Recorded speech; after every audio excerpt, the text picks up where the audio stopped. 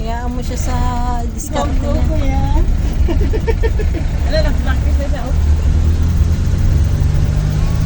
Nakadad, ikaw na. Ang bilis.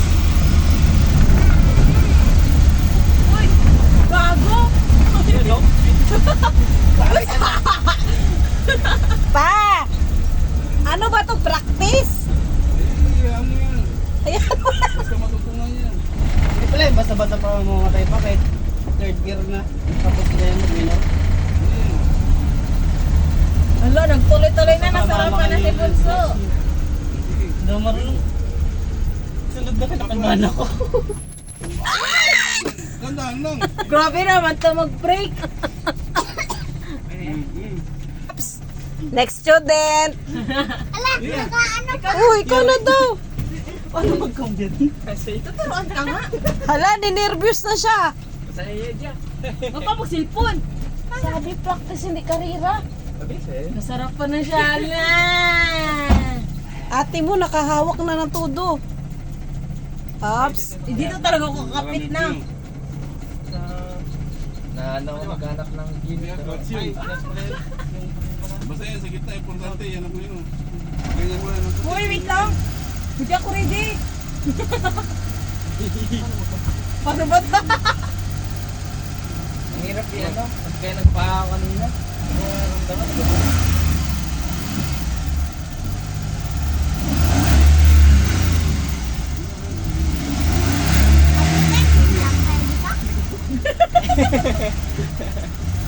Kakabahan. Ako ang ginakabahan. Kaya Badod. Sisiw ang opening.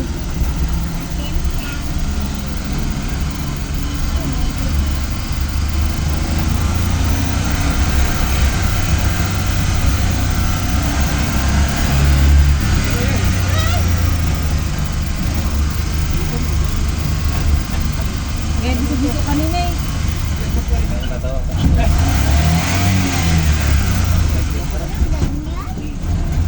Ah, grabe. Uy, dati, wag mong... Kaya yan ang dapat yung controlling.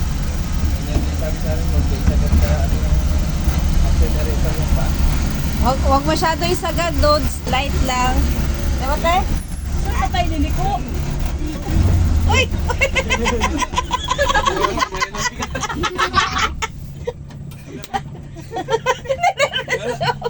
Reverse!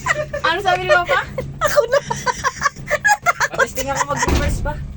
Ah, sige. Oh, sige. Ano naman? Magugutom na tayo. Kami reverse dito na. Ano pakiramdam? Masarap sana. Kasi ang bigat ng pang. Nanginginig yung Ala, nanginig na si Lods pa. Ang bigat ng paa niya sa silinyador. Ala, dapat ano pala, kaya pala nakapaa si Bunso. Ano ba kasi ito?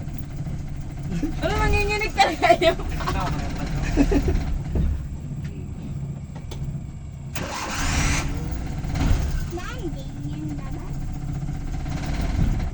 Kung sa wala naman nakanda yung pangga. May kambya rin doon? Isa kamay. Ang kambya rin. Wala, nagsakit yun. Ma, tatakihin na to sa puso, ma.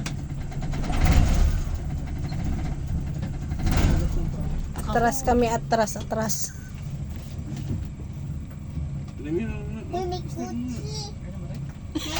Ala, di nararamdaman pag namamatay yung makina. Hindi maramdaman kung nasa harapan. Ah, hindi maramdaman?